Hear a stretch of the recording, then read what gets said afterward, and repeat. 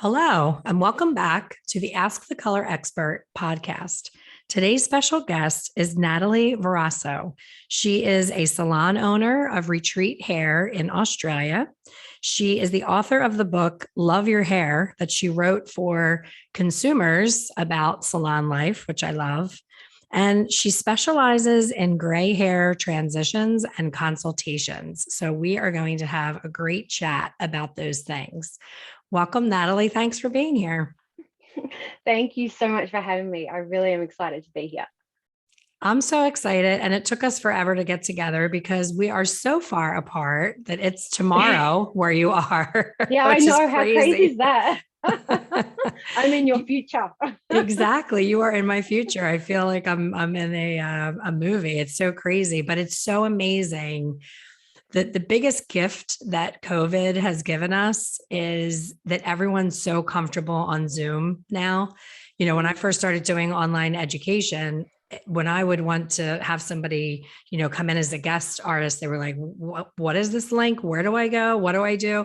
People were so frazzled. And now you and I are, a 23-hour flight from each other and we're chatting like we're in a coffee shop together. So I love that. Yeah. Love it.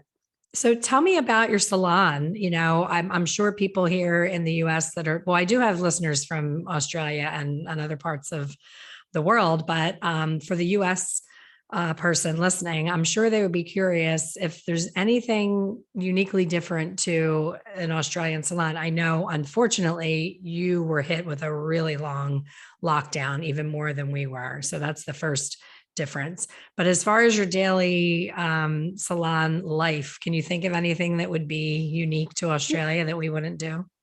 Oh, you know what? I don't know. I was in Canada at the beginning of 2020 for a wedding. And that was when literally, I think it was 3 days before I was to come home, the world heard about Corona. So anyway, we got back and everything. But while I was there, I decided that I might just make an effort to go around and just say good day in a few salons and just nothing more than just chatting, and I asked that same question. So what I did is I went through my color. I use Goldwell in the salon, so retail and professional. So I decided to go through my rep and a few contacts I had and said, can you if this is where I'm going to be, is there any salons in this kind of vicinity that maybe I can pop into and say good day to, just so I had a little introduction. And honestly, I think nothing kind of stood out to me. So me actually being in a salon there, I think today more than ever, everyone kind of specializes in their own little thing. So I could go to a salon in Melbourne and it will be totally different to how I might run my own. And I feel like now it's all becoming quite familiar that way. So no, not that I can really think of. I feel like any salon kind of finds their niche or their ideal client or who they attract, and that's their point of difference. But not off the top of my head, I can't think of anything crazy other than just different climates, and we're in summer and you're in winter. Right, the opposite seasons, definitely. Yeah. And then the only other thing is the spelling of the word color. When I'm chatting with people online and I say Expert Color Solutions and someone from Australia is on there, they're like, I can't find your website. And I'm like, are you sure? And they're typing it in, but they're spelling color COLOUR. So that's really the biggest actually difference. The other thing that has now started to become a language here is people are saying bangs. And I have to say, I want to stay true to fringe. It just feels right. It does sound better. Fringe sounds much better. I agree. I just like I didn't say it makes sense. A fringe, right? But I have a friend in the hairdressing industry, and he does a lot of training, and he's done training over in America as well. And so he started using the word, but he'd say bang without the S. And I don't know that you ever refer to it as a bang. It would be bangs always, right? So I would laugh. I think it sounded funny, and I thought I just don't want to get it wrong, so I'm going to stick with fringe. But people come in, like when I get new guests come in the salon, they'll say, I think I want to get some bangs. I'm like, you're Australian, fringe. You But sell out. apparently, Stop using that word. You sell out. You're oh God, Australian. but That's it's funny. actually, it's on its way out. Everyone's going to be saying bangs. I said, that's something I've recognized. Yeah. Well, you know what happened probably? It's the term curtain bang was such a hot trend that you never Ah, heard curtain fringe. So that's probably where the bang got adapted. And now they're just using it as the universal thing. That makes okay. sense. Because that's a big trend Okay. right now, the curtain bangs. Yeah. I still say curtain fringe, but yeah, same.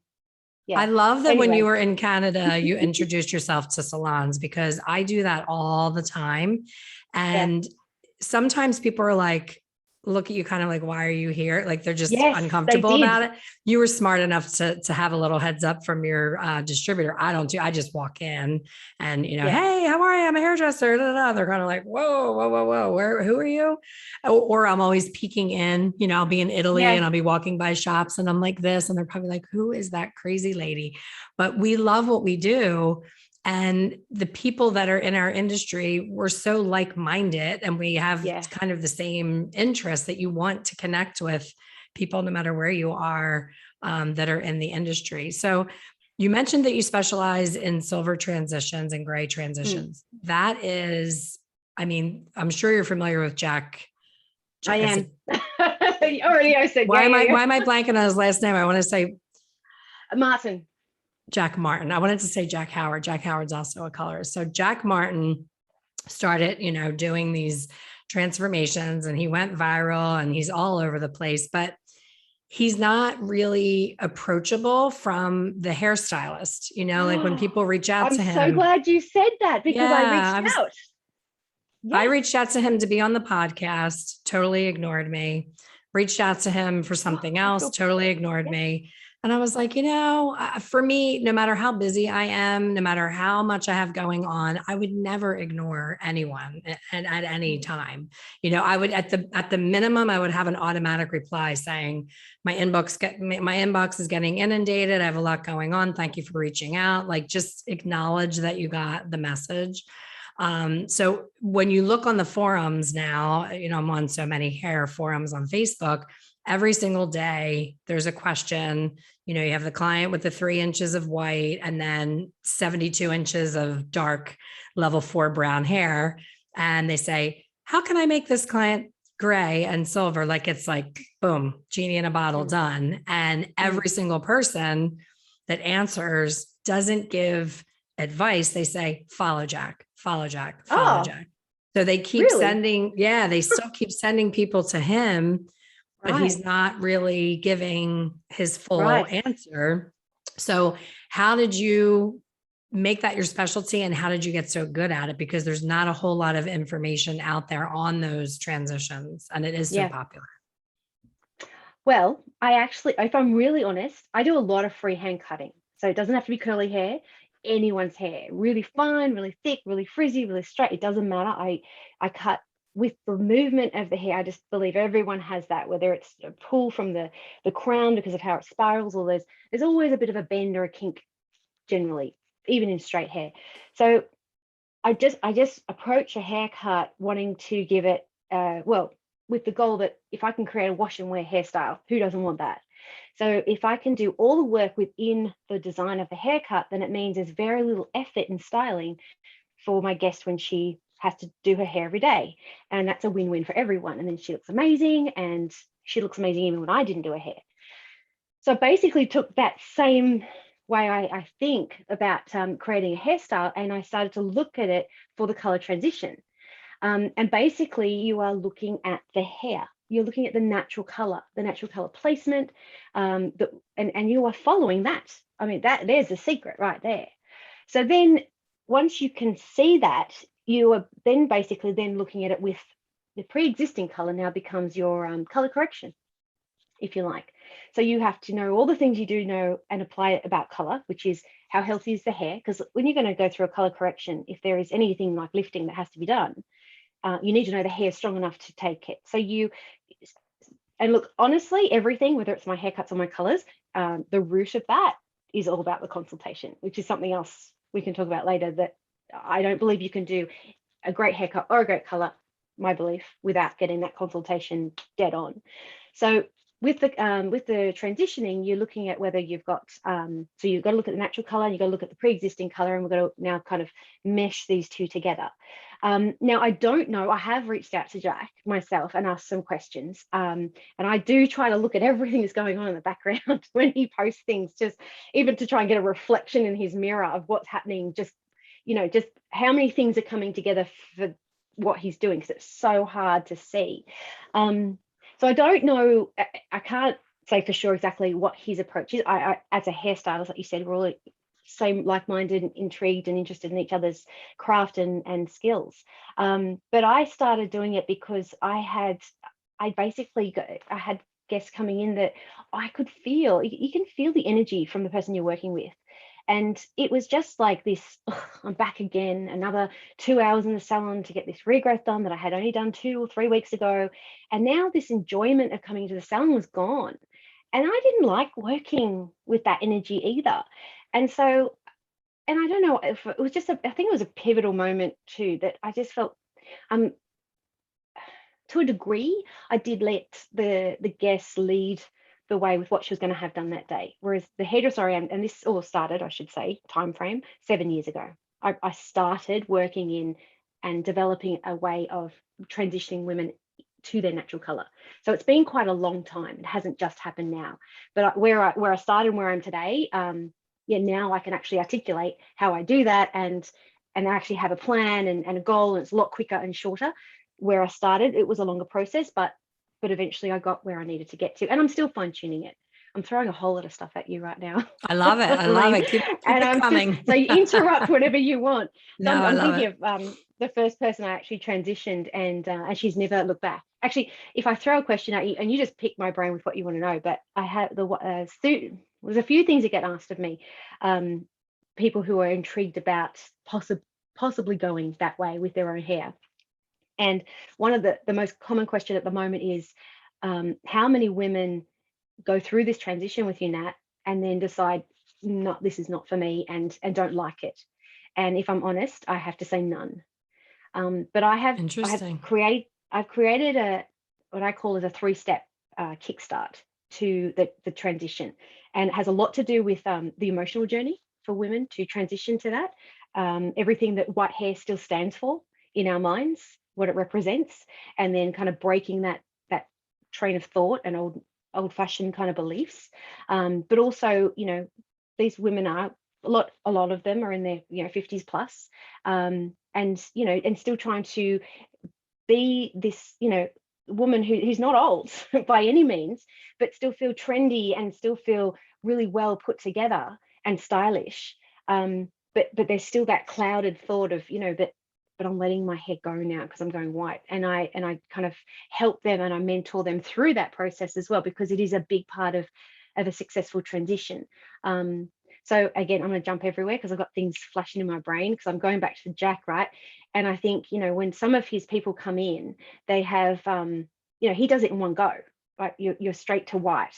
Whereas my experience with the women I help transition is that they tell me at the end, once we've actually achieved what Jack does in one go, that they actually preferred we did it in those steps that I created to ease into it, because they've got feedback from either a partner who's like, I don't like it, I don't want you to go white, friends, sisters, family, whatever, and they're battling that too, and they're thinking, oh, no one else is embracing this. There are people obviously around you who will, but you always listen to the ones who don't. So sometimes it's like, particularly if it's a partner and you're living with them, it's like, how do I want to do this, but I want them to also be on this journey with me, but at least supportive. So when you just go from one to the next, that can be pretty dramatic and take a lot to really adjust to.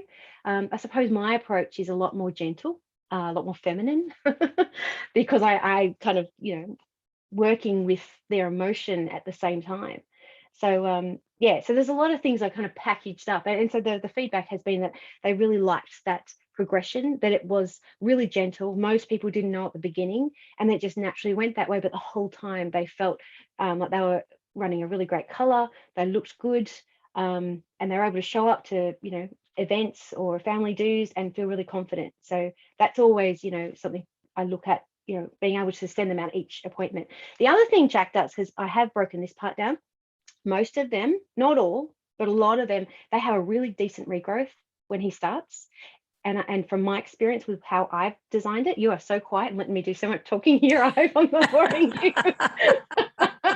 But my experience is that the bigger the regrowth as a colorist, the easier it is to do that transition, because now you can really see the true color. Because when you're looking at a tiny little regrowth, everything looks more dramatic when you've got the majority of the color is, really the contrast between the two is quite big. But for most women, if you can get a decent, 6 months even, which is a lot, regrowth, then most women start to say, oh, it doesn't look so bad anymore. It's not as dramatic. So there's, I'm happy to step you through the whole process, but I'll let you talk. The one thing that as well, as a colorist and as someone who, I love that we're going to talk about consultation as well, because I think that's one of the most skipped over things, and the biggest issue with people coming in for adjustments and all of that is because the consultation was skipped.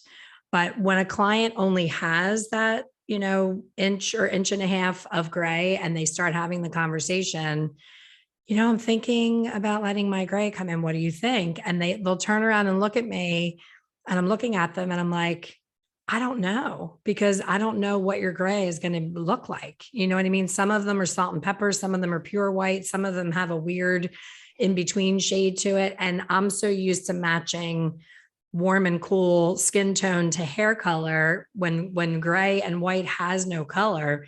In my experience, I've seen women look absolutely stunningly beautiful.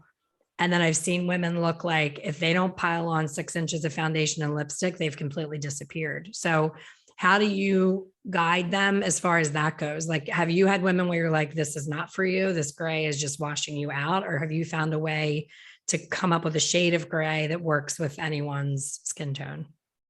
All right. Well, again, this is my own, I suppose this is just coming from me and what I've discovered with coloring hair and working with natural color, is that I find that it almost always suits that person's skin tone. If I could, I think the most fun is when you have patches of really strong areas of more solid white with very little natural color in between, because then you've got this beautiful clean. And look, I don't know if this is out of line or not, but I believe white is actually not a cool color. It's a warm color. It doesn't actually drain color away. If you could ever produce just be a full white, and it, when white can get a bit stained, it will go yellow. Right. The warmth comes in. So I actually talk about white as a warm color, not a cool color. What makes the white hair look more cool and that gray tone that looks washed out is the percentage of natural color that sprinkles in and around it, which is like, if you think of paint, you got white, you got black, and depending how much you mesh it together, you get this gray. So if you have someone with a natural level, let's just say 6 or even a 5 is going to, and you have quite a lot salt and peppered in around the white, you're going to see more of a gray looking head of hair. So, but then if you still have those two colors, but you have more patches of white that is less interrupted by the natural, and then other areas you'll find on the hair that are more natural with no white in it, you end up with these amazing color patterns that kind of almost streak themselves through the head. And that always looks amazing. So when it comes to, though, if you want to fine tune it and do a little bit more color balancing and take control as the colorist for how you want that to reflect on the skin. Excuse me, I need to tickle. I have no tissues. Oh, got an itch. Hay fever season here. Oh my goodness.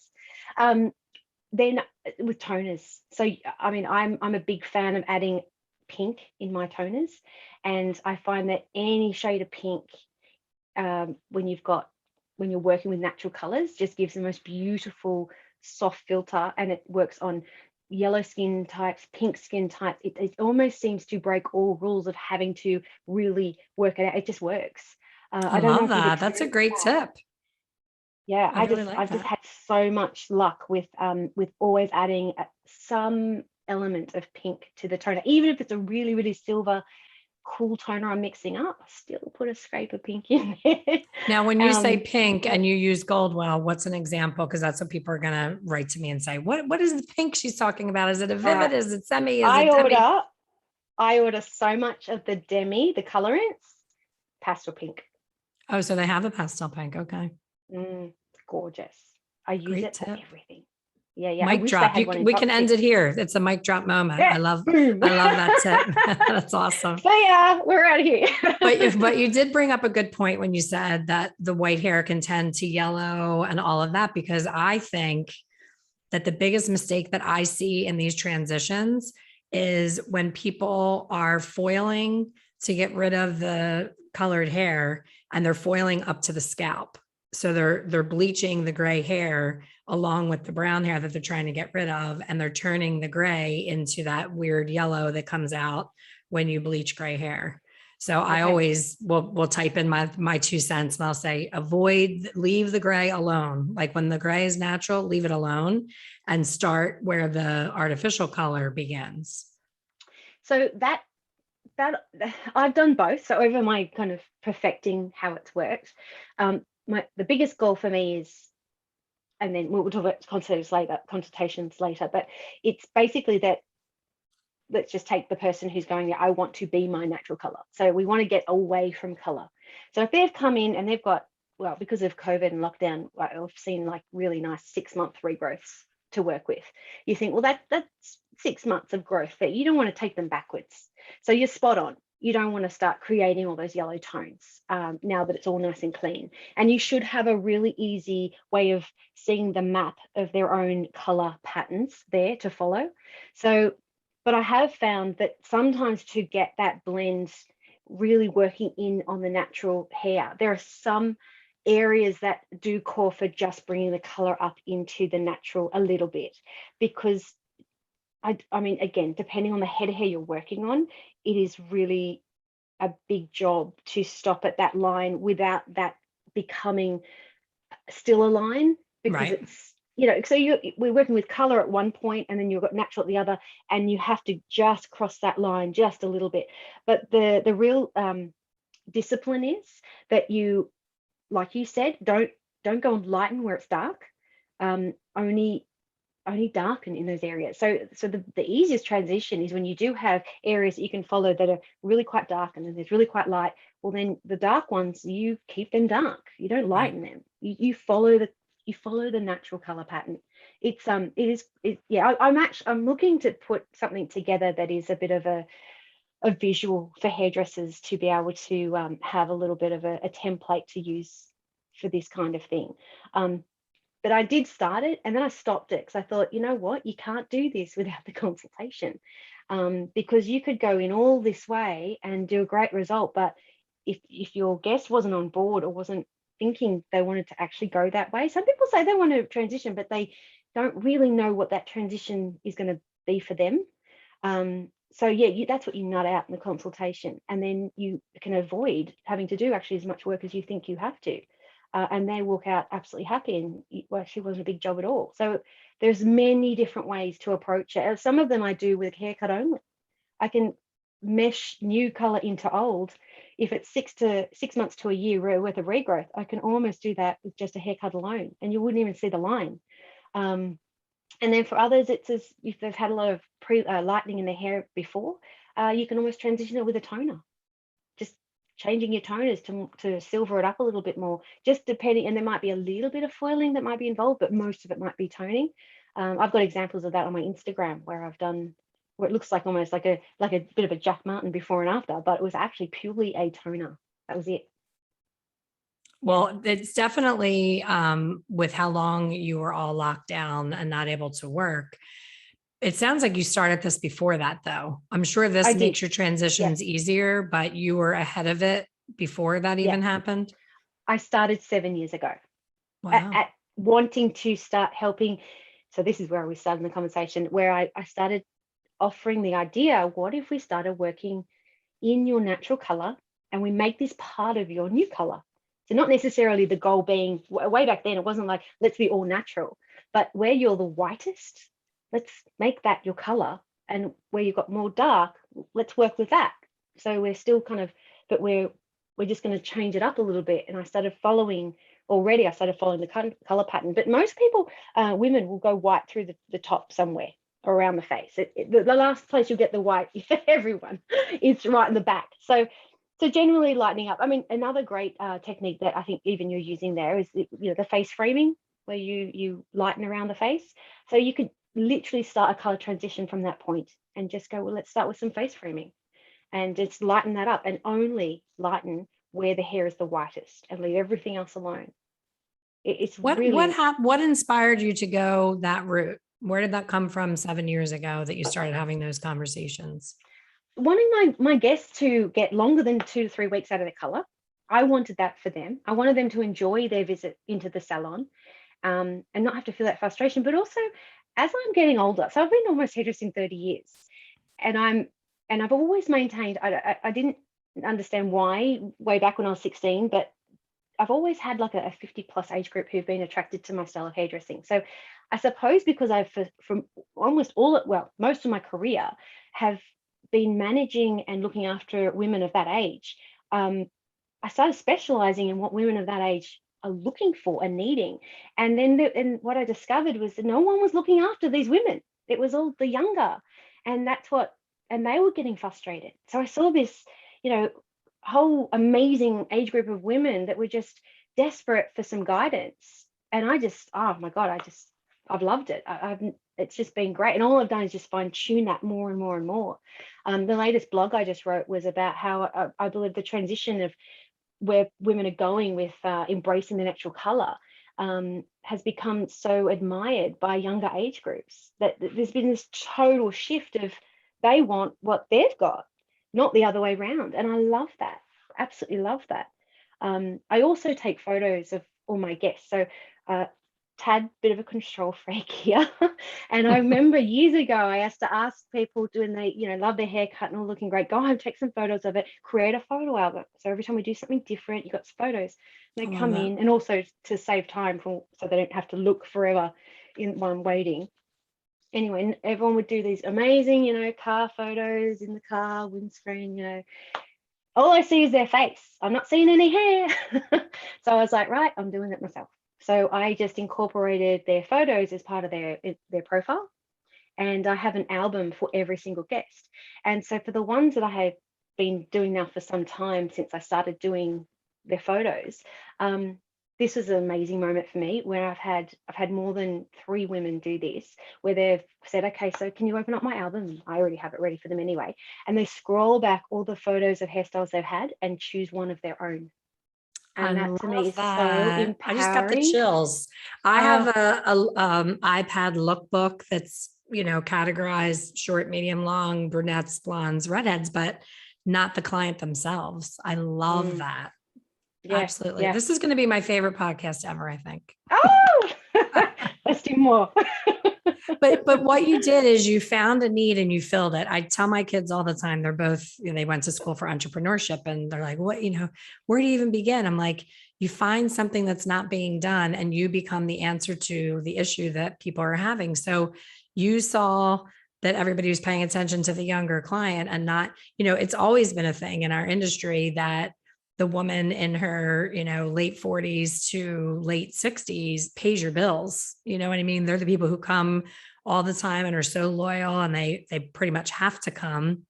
Well, I am that lady now, and I hate it. I used to be able to do my retouch every 8-10 weeks. I would have a couple little grays that I would touch up every now and then. And now I am that person you just described. I just had this done probably 2.5 weeks ago, and I'm going tomorrow to do a model. And I'm like, should I have him throw my color on? I really could use another color. But if I were to sit in your chair, people listening to the podcast aren't going to be able to see me, but most people know what I look like anyway. And some people will watch this on YouTube.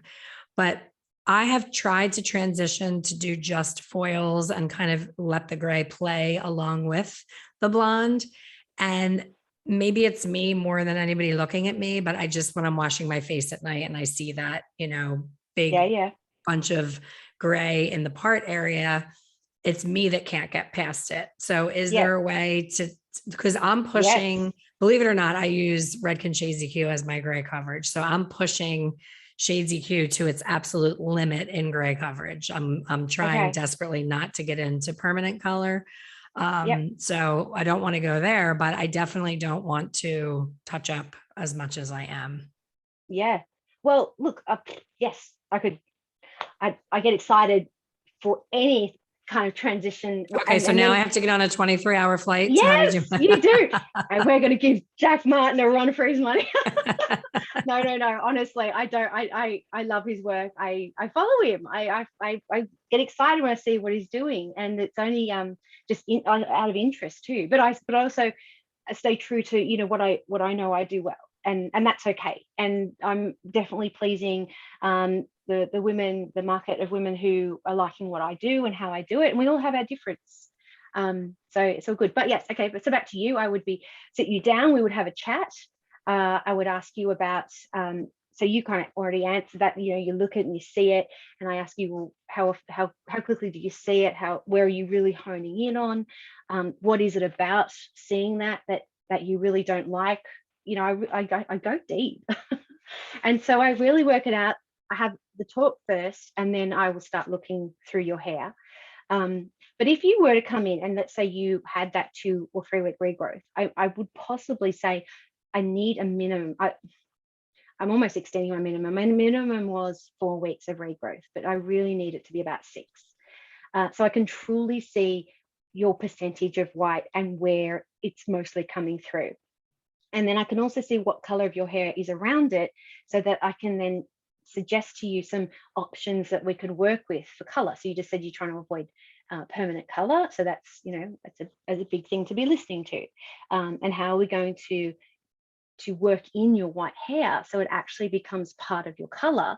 And then as it keeps growing, you're not seeing white anymore because it's already there around the other color. So that's where your white hair regrowth disappears. So you're naturally blonde. Is that what you're saying? Now I'm like a level 5. I'm the color of my eyebrows. Okay. So right. Natural level 5. And in the areas that I'm gray, I'm definitely 50%. I have a bad patch under here somewhere that's opposite. So it's really gray. That's juicy. I like it. Juicy. So that is always hidden because of the way that I wear my hair. But I guess it's like our conversation about the fringe again. It's when I didn't think I could ever grow my bangs, my fringe out. And now I look back at photos of me with a fringe and I'm like, oh, that was awful. I needed to get over the hump. So maybe that's the issue right now with my hair, that I should just let it go and just ignore it for a little bit and just not worry about what it looks like until it becomes part of the overall landscape. And then it won't be so. Yeah, you could definitely do that. And 100% it would start to blend in, and you would actually start to see it differently, and it wouldn't be quite so dramatic for you. So that will 100% happen. So you could let it just happen on its own. I think part of what allows women to get excited about what they've not had a great relationship with the white hairs is that I do get so excited, but it's not fake, it's real. And I'm just like, I can already see it. I can already see your hairstyle like 24 months from now, and what you're going to look like and where you're going to go. So I think that also has them excited. That I explain it almost like a personal trainer. I'm like their personal trainer I'm going to hold your hand through this. We have a plan. This is how it's going to look. These are the steps. These are the amount of appointments you're coming in for. And we're going to document the whole thing, because I take photos from start to finish, but I do anyway for everyone. So and then we just get them comfortable. We remove the anxiety. But I try to just give them that vision to start with. And again, it all comes down to the consultation, the talk, because I have the vision and the image in my head, I have to, get you on board with that too. And once I know you are, then this is where it becomes fun, and it becomes fun for both of us. You'll still be a little bit anxious, a little bit, but you'll be very trusting in the process because it's all been laid out to you and you feel like you're in control. And that's the one thing I definitely do have all my guests understand, is the whole way through this transition, they are in control. If they decide tomorrow, don't want to do it, well, guess what? We just color it again. Exactly. They have nothing to lose. Yeah. What would you say Yeah. are your top 3 tips on consultation? Because as a salon owner, I've seen things before they even start working on the client's hair. I know what's going to go wrong because I Right. see what they didn't listen to. You know, they Right. miss the clues, and Yeah. clients will give you, they will drop the breadcrumbs. They will give you the clues if you're paying attention. So when I'm training someone, I always say 2 ears, 1 mouth, listen more than you speak, listen for the clues, and you will never go wrong. So what would you say are your 3 top things that you do? Yeah. Well, you've basically just said it. So listening first. Actually, no. Looking, listening, and then we go and then I start asking questions as well. But I do. I'm always ready for my guest when she arrives. I'm really about being on time, and I do expect my guests to be on time as well. Now, sometimes, very rare, unfortunate events, I might be running a bit late. If I can predict that, even if I end up catching up on time, if I think at any point I'm going to be running a bit late, I'll let them know ahead of time so they can either, wherever they're coming from, they can delay and not have to be waiting in the salon. So I'm ready for them when they walk in the door, and I want to be ready for them so that I'm in a good place. I've seen out the last person, kind of like, get myself all ready, my station ready, and now I'm in a good place ready to welcome in the next person. When they come in, it's a lot about how someone enters a salon and how you look and read their body language. It tells you a lot about where you'll start this consultation. Some people can be quite rushed. They walked in and they're fidgeting, or they're taking their jacket off, and just that the movements can really tell you, okay, they're having a busy day. They're distracted, or they're going to be in a hurry.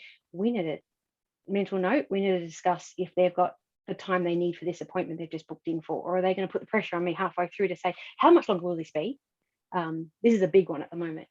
The other thing is definitely listening, letting them do the talking first, but I will obviously ask the first questions. So what would you like to tell me about your hair today? Where would you like to start? And I don't touch them. So I don't touch them, and I never talk through the mirror. I always sit beside them. But I do face them normally as they would sit towards the mirror, and I sit to their kind of diagonal. And I do that because then I watch how they actually, so when I'm asking a question, they have the ability to look at themselves or not look at themselves.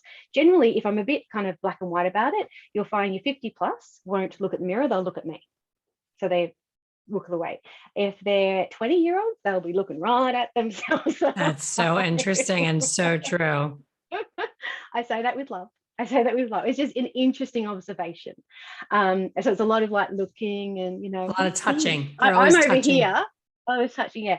But even looking at that and how someone touches their hair tells you a lot about whether they, are really attached to it because they're doing this a lot. Or if they're like moving it up all the time, then there's someone who's actually interpreting that they actually like body and movement.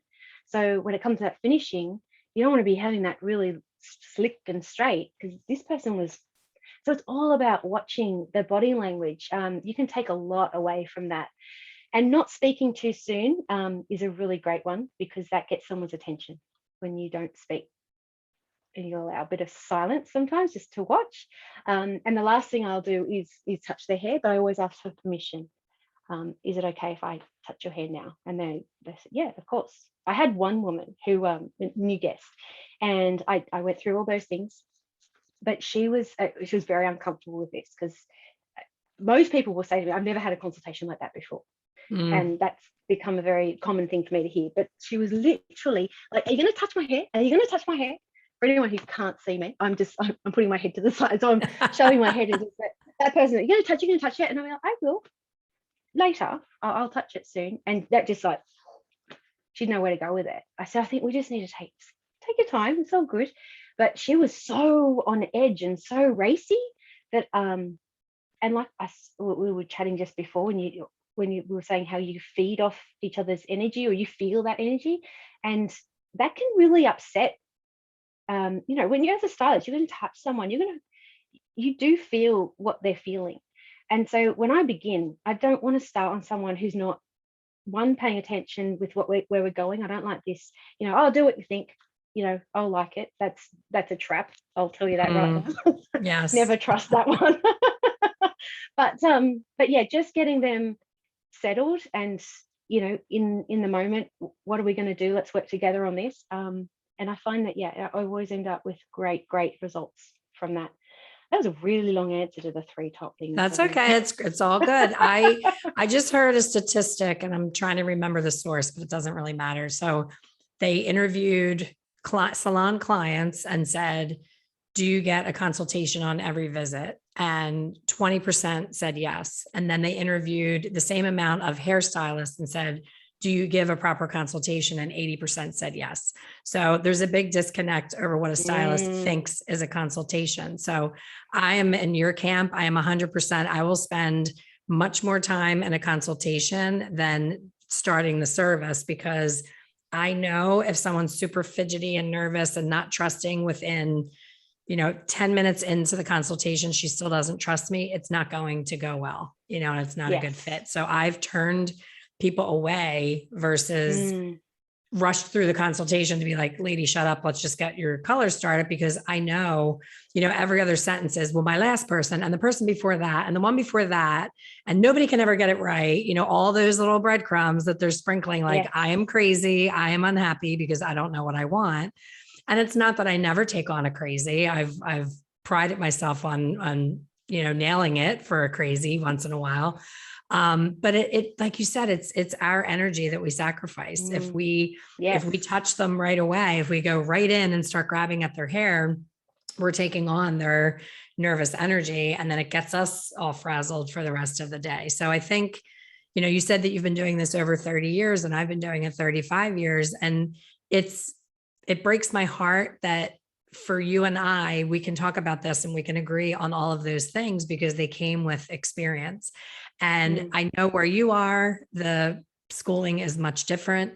I hope and pray that the United States gets with the program and sees that this is an issue, that the things that the state board makes you do in beauty school, the how many hours for this and how many hours for that, it's just not realistic in a salon situation. I would have, if I could go back 100%. Over again, it would be consultation, cutting, styling, perming, and color. Like, we spent probably 2 months on finger waves, and not that you don't ever need a finger wave if you do dress work, it's good to know, but the amount of time that we spent on things that I, in 35 years, have never gone back and used.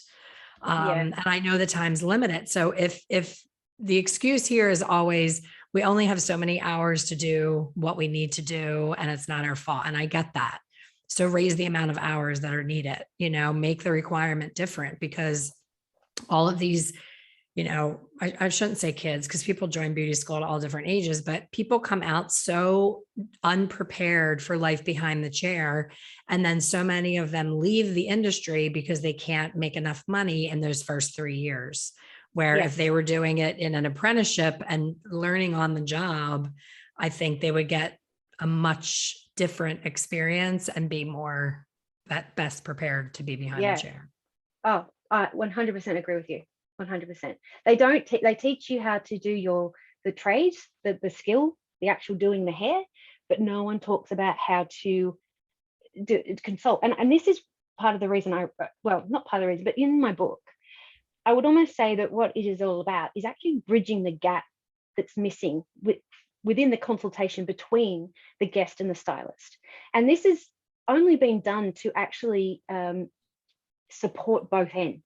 So if within this book, the consultation is done for you, for the guest, then when they go to a salon, even if that stylist is not quite sure how to lead the consultation or ask you the right questions, the guest is already armed with what the direction she wants to go with her hair, not the exact hairstyle. I'm not saying that's what you get from this book, but you're already knowing the questions you need to ask for you to be able to get the stylist to use their best skills to help you arrive there. So what I mention and talk about is basically almost politely, gently, just making everyone accountable. I am holding the hairdresser accountable, but I'm also holding the guest accountable. You can't just have, the guest just can't walk in and say, oh, this is what I want and do it. It doesn't work like that. And the hairstylist can't just not choose to listen and thinks, oh, I'll just do this and that'll be fine. It works together. So, but there's also, I mean, you can break it right down into so many different ways. And I love this, and I'll probably still do it. But you know, the kind of consultation I do maybe isn't the consultation that's called for in every salon. But it is for my guests and the people who are coming into my salon. They are looking for that, and they are really wanting to fine tune that style and take the time to really work it out. The consultation I would give a 20-year-old is very different to the consultation I give a 50-year-old. And you use slightly different language, as in words you use. And you have to kind of, you know, adapt to that age group, because they're after something different and their focus is different, and their world they're living in and what's important to them is different to someone in their 50s. So I think for the salon to recognize, all right, what's the age group we mostly look after, and then design the consultation for the salon around that. And particularly what it is that you want to offer. What does your salon do best? What do you stand for? What kind of clientele do you want to attract? And you would design your consultation to fit within that. When you do that, you can then comfortably say to the person who's asking you something that you're feeling like, oh, as a stylist, this would be, you're feeling a bit anxious about, or you don't do a lot of that. Yeah, they might have listened to everything the guest wanted and went through the conversation, but then you can comfortably say, you know what, that's actually outside of what we specialize in, but I know a salon I can send you to that is more perfectly set up for the kind of the direction you want to go.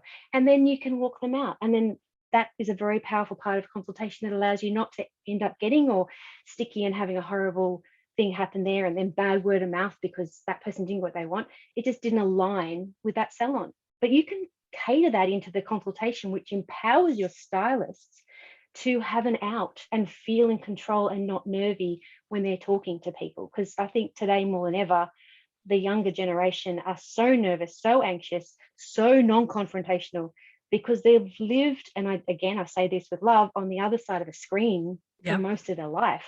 Yep. So for a hairdresser, it's face to face. Anxiety has gone through the roof on both ends. I don't know.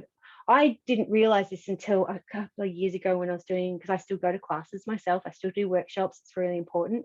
And I was listening to the age group of the classes I'm in are getting younger. I'm getting older. But I love it. I love listening to stylists talk as well. And I didn't realize how much fear has grown in hairdressers about having to talk to that person that comes in and sits in their chair. But yet the guest thinks they're the ones who are scared because, you know, they've walked into a world that they don't understand. And I'm just like, oh, you all have to read this book. I can't wait to read your book, because I love that you geared it. Yeah, I love that you geared it towards the client, because there is so much discomfort when I'm training somebody new in the salon. I always will have them very early into the job. I'll say, do you remember how you felt the first day that you started when you pulled up out front?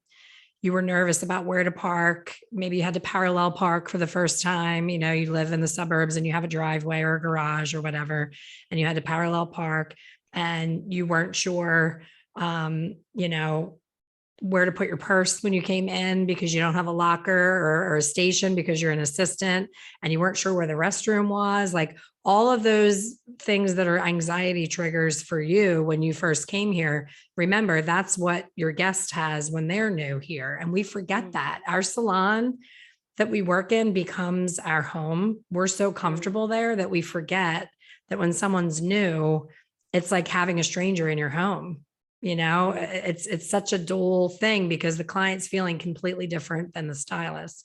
And I try to always remember that, because when it's the first time at a doctor appointment or a dentist appointment, or, you know, a new nail person that I go to, and just watching the things that they're not paying attention to make me feel more comfortable. So while we're on the topic of consultation, let's talk about pricing, because I think the biggest disconnect in our industry, especially with these gray transformations that can be, you know, really expensive and long processes, for some reason, somewhere along the way, we forgot that we should talk about pricing before we start the service. Another thing that you see on the forums is people, I charged this and I have to charge my worth and da da da da da da da. And they're ranting and they have the client texts that they're sharing on social and all this unprofessional stuff that makes me crazy.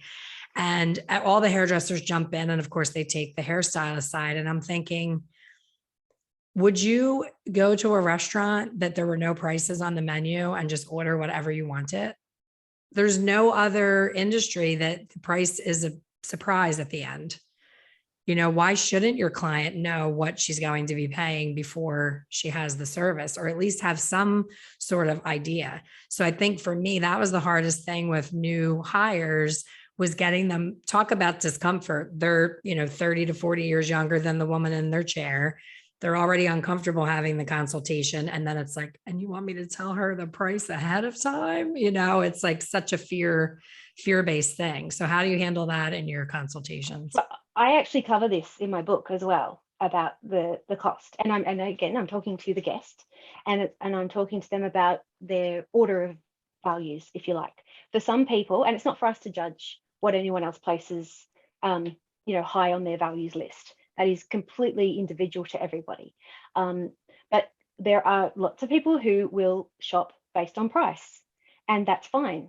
So for that person, okay, I'm just taking your question and throwing it onto the guest side for the minute, is that if cost is a big deal, then I always suggest that they get 3 quotes from 3 different salons, or have 3 short consultations where, and even if it's a paid consultation, where they go in and also have a chat, decide, talk with their stylist, and also get a quote, and then get an idea of where that actual price is going to sit for what they're after. And this is where I say I keep the guest accountable and the stylist accountable. You can't just have one attacking the other. That's not fair. So yes, it's going to be different for everyone and what someone wants to pay. When it comes to the stylist, well, that's a salon price. That's not the stylist just making it up on their own. I would assume that salon, their prices for a full head of foiling, or your basic regular tint regrowth, or a haircut, is already kind of set. If it varies, then there still has to be a guideline to some point, whether it's, well, this head of hair is going to call for 10 scoops of powder lightener, but this one's going to only call for 2, and therefore you can only assume if one's calling for 10, then that's going to take longer too, because there's a lot of color to be applied. This one's going to be a little quicker, depending on how your pricing works. I'm actually going through a bit of a restructure of my pricing at the moment as well. But yes, I will do my consultation with everyone, not just new guests. Every person who comes in gets a consultation. The consultation obviously changes when you've got returning guests coming all the time. We almost jump straight into it because they know what I'm like and they know what I'm going to talk about.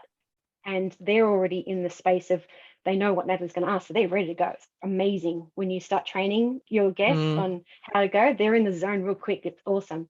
So what I'll do then is, once we decide on the service and we're ticking all the boxes and working it out, I will say to them, if they're not a new guest, I'll say, would you like me to give you a quote before we begin for today? They'll either say yes or no. And then, but every new guest usually will say, well, not every, no, some say no. But let's say the average person will say, yeah, that would be good. So I will then give them a quote. But we do the consultation first. We don't quote first. We do the consultation absolutely. first. Yeah. That gives me a chance to say what I can do, what I can offer, what I suggest, what I might not suggest. Really work it out. Once you have actually done all that work, you have already got them in. So for them to then turn around and say no, they've got to go and do that again with someone else. So I do believe there's a lot of trust involved as well. So if you've done the consult, again, I go back to the consultation. If you've done the consultation right and you've really engaged with your guest and you're feeling good and they're feeling good and you're both feeling confident about where this is going, very rarely will there be an issue when it comes to the price. I agree. Doesn't matter what it is. But I would always quote, or at least offer, would you like a quote before we begin today? And you can even add that as something you check off on their client forms when they fill in, if you do that, the information like their names, addresses, emails, rah, rah, rah.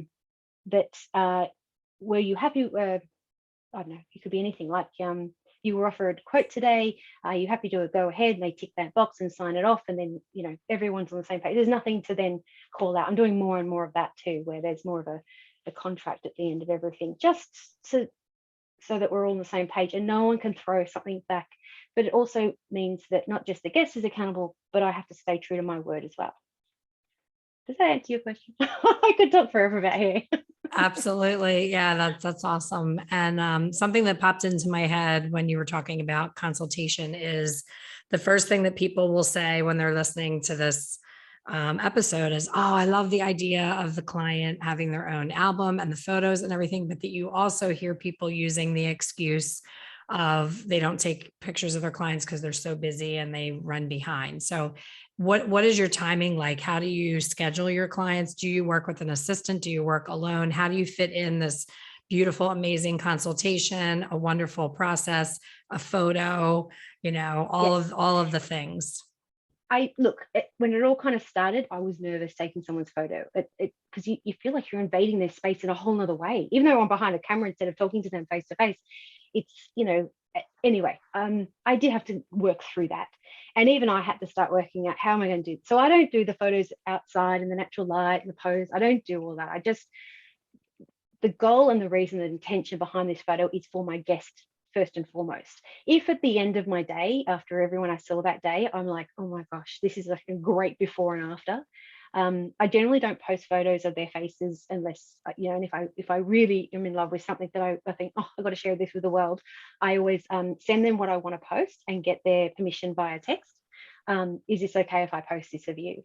But what I have been doing lately is when they're filling out their client card, I'm taking my photos. I literally walk around them and take the photos of their hair all the way through.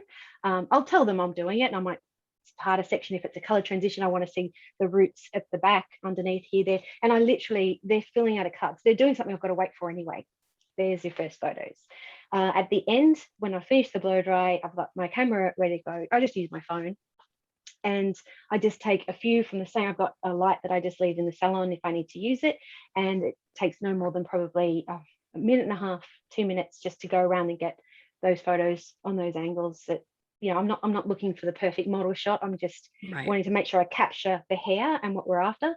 Now, those photos, yes, they are great for the client, but they are even more powerful back to you for when you go and when they return and you look up the color that you recorded that you did last time, and then you can go to the photo and also visually see what it was before it faded and what it looks like today when they've come back, right? So you can actually look back and see what it was. Or if there's something you want to change about it, you might want, I write lots of notes to myself. It might be, okay, so next time I see them, I really think I might suggest rah, rah, rah, and I'll put this in.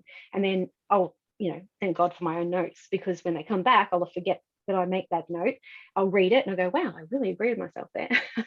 That would be great to do something like that this time.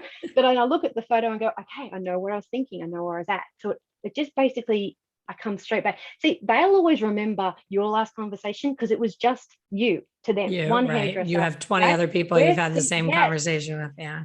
Now, where do you store all of their libraries?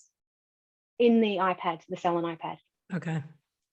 Yeah. So it's my property, my tool. I have it open and ready when they arrive on their album. Yeah. So it's not like they just go and flick through anyone's album, but sometimes I might go to someone else's, particularly with color transitions, and I've got a very nervy woman who's like, I don't know. So look, I can show you a few that I might have thought of, and I go, look, this is where we started with hers, as we ended up, and this is kind of roughly the process she had. If I feel that using someone else's example is a great tool for that particular consultation, or to calm her down a bit or give her a visual. But I always say that that's her hair. Like, you're going to have your own hair journey. It's not like we're not going to replicate anything. But yeah, I think. And how do you access their particular name? Like, we all have hundreds of clients. So how do you have them organized where you can go right to it? It's an album. So just like you do in your phone, where you create albums. But does each person have their own album? Yeah. Like, is it in alphabetical order by an album? Yeah. So it's just like, so if it's, yourself, or it's like Natalie Verrasso, I just, you just put search with my phone. You go to your album and there's a search. It says search. You just type their name in, brings up their album. Okay. As long as you do it in an album. Because I'm Yeah, yeah. thinking So if I just it's put it not all just, in photos, I'd be like flicking through trying to oh find God, no, no, everything. no, no. And that's what I was saying at the beginning, the whole control freak thing. I said, I don't have time to wait. I need it sorted. So no, so I've got an album for every individual guest. So I just type in their name in the search and it brings up their album. Yeah. Love So that. it doesn't take that. Having said that, I'm sure there's easier ways that if I had some time, I could always. I did use lockdown to do lots of work on the business. You can never get through all of that, but sorting things out like that. And I do. The one thing that does take just a little bit of extra time, it's not taking the photos at the beginning or the end. It's making sure that at the end of that, you immediately, just like you go to the computer and store the color information you did of them, although you probably do that while the color's processing, but when they leave, because you need to wait till you get that last photo, that you go and select all of those photos and drop it into their album. Otherwise, you have lots of homework of going through and I have fallen into that trap where I've gone, I'll get to it. The next day starts a whole nother day of photos. And I'm like, oh my goodness. And then you're trying to But the remember best thing who's is, who. And do you yeah, use an assistant or do you work totally on your own? I have had an assistant over the years. At the moment, I haven't. And that's probably been a little easier to manage, particularly with the lockdowns we've had. So it's a lot of me, and it's probably too much me at the moment. I even had an assistant helping me with my social, but that's another whole story. And yeah, I've been doing a bit more of that too. But yeah, so it's been. But I keep saying but I do enjoy it all, and I feel like because it's mine, it's my business, and when I'm writing something, when I'm doing a post, I've started writing more because I'm doing it more myself now, as though I'm talking to someone about that person's hair. I write the story, the background, what we're looking at here, and I feel that people are able to be more engaged, and the content has got more realness about it, because I agree. I Yeah, want it it's to be hard right. to outsource that job. I was just doing Oh, it it's the so last hard. like 4 or 5 months, and I look at my page and I'm like, she'll post something and she'll say something. I'm like, I would never say that. I have to go in and edit Yeah. it and change it to my wording. The one time she said, if I feel really stressed, I'll go out for a run. I'm like, do you even know me? I don't run. I'm like, anybody that sees that is going to be like, what? When did that happen? So Yeah, yeah. I think that your individual voice has to come through, but it's interesting. This is the first time that we're meeting. I absolutely adore you. And you Oh, thank mentioned a few times that you're a control freak, and so am I. And I think as a salon owning control freak, I think that you and I both could say that we make our life a little bit more hectic by being in control of every yes. single thing. Like, you could have an assistant taking those pictures, putting them in the album, doing all that for you, but you actually enjoy doing it and want to do it. And that's how I always was. I didn't want someone Yeah. putting my glazes on the ends. I didn't want someone, taking over a lot of people will have an assistant do the back of the highlights and they're doing the front. And that stresses me out more, having the help, than just doing it myself. But when I look back, now that I'm, 35 years in and everything hurts, my body hurts. I'm like, wow, I could have Yes. done, triple the production and not really overworked myself by having someone with me. And I think it's a gift to the person to have that strong mentor. Like, I've only talked to you for an hour and I can only imagine how amazing of an experience it would be to be in your company and assisting you and Oh, thank watching you. how you do all these things. So keep that in mind. Try to loosen the control and grow a young Oh God, mind. wouldn't And you love to have like three of yourself? You could like rule yes. the world. You could just rule the Yeah. world. And you could, you know what I mean? I think we get so busy owning the salon and putting all the fires out and doing all the things that we don't have enough time to really find that person that Mm, becomes our extra appendage. Like, they're so mm. connected to us that they know what we're thinking before we even think it. They know we're going to reach for the clip before we even reach for it, and they hand us the clip, kind of thing. Like, those people do exist, but I think when we're busy doing, we can't take the time to connect with that extra person. My biggest goal for 2022 is to create the ultimate mentorship for young stylists, that they can access it virtually, when they have time, because even when they have a strong mentor, in the salon, the mentor doesn't always have time to explain the why. Say you're doing one of those gray transformations and they're watching you and they might be thinking, why did she put that gunmetal gray on the darker parts? Like, what was her why there? But they're professional enough to not interrupt you in the moment and make the client feel like, is something wrong?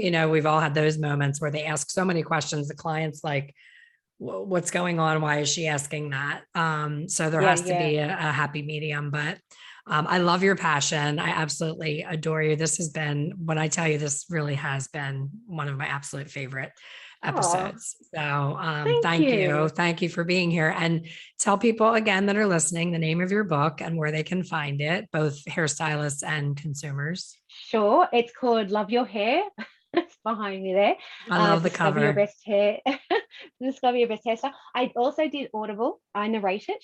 So it's my voice talking you through. Awesome. I like to think of it as though I'm taking the reader on a consultation journey, if you like. It's also available as an ebook. So, there's the paperback, but for I suppose sales are easier for anyone overseas if you just want to do Audible or ebook. But otherwise, I'm more than happy to post off a hard copy and sign it for you. And do they get it from you, or is it on Amazon? It's on most platforms for the Audible. Either the ebook or the book, or how do they get it from you?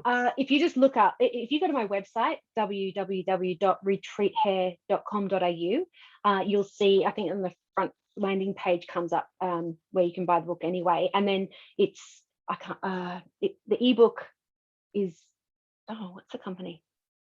That's terrible, isn't it? It's very easy to purchase the ebook. But they can get it on your website, basically. Oh, absolutely. And then the Audible's on most, like if you're on Audible, or I think there's like 12 different platforms, Audible platforms. So if you already are subscribed to one, just look up the name of the book and there's a good chance that you'll be able to find it there. So yeah, it should be very easy to navigate and find. I love that. And then share your Instagram so people can follow you on Instagram. Yeah, that's easy. It's retreat_hair. At retreat_hair. And then I think Instagram and Facebook are connected anyway, but everything's basically navigated from the website as well. I have a YouTube channel. I also try to help women at home. I do a lot of talking to the guest, how to manage your hair, how to create these. So my passion has always been helping that side. I haven't done a lot of, my passion hasn't been necessarily training hairdressers. I feel like there's so many people training hairdressers. I thought I'd just leave them to it. And I decided to train the other side, which is kind of how the book came about, I suppose. I was still talking to that audience. But by default, I've created an interest within the industry, which is fantastic because I love talking to hairdressers. And like I said, I still do my training and I still mix in amongst everyone. And but I definitely have a lot more salons to go visit. And now through COVID and like yourself, meeting you here, I want to come and see you right over the other side of the world. I would love that. Absolutely. I'm in America, I'm coming over. Australia is definitely at the top of my bucket list. I have to muster up the energy to sit on a plane. That my longest flight to date was Thailand. My daughter was living in Thailand and I wanted to go see her. My son and I went, and it was 24 hours nonstop, up in the air, 24 hours. Wow. And I still can't believe that I did it, because now I fly from Florida to Philadelphia and I want to jump out the window. So my tolerance has gotten a lot less as I get older. I can't sit still. So thank you. This has been an absolute pleasure. And everyone listening, thank you for listening. I hope you enjoyed Natalie as much as I did, and you'll check out her book and follow her on Instagram. And we will see you on the next one. Thank you so much, Elaine. I've had so much fun.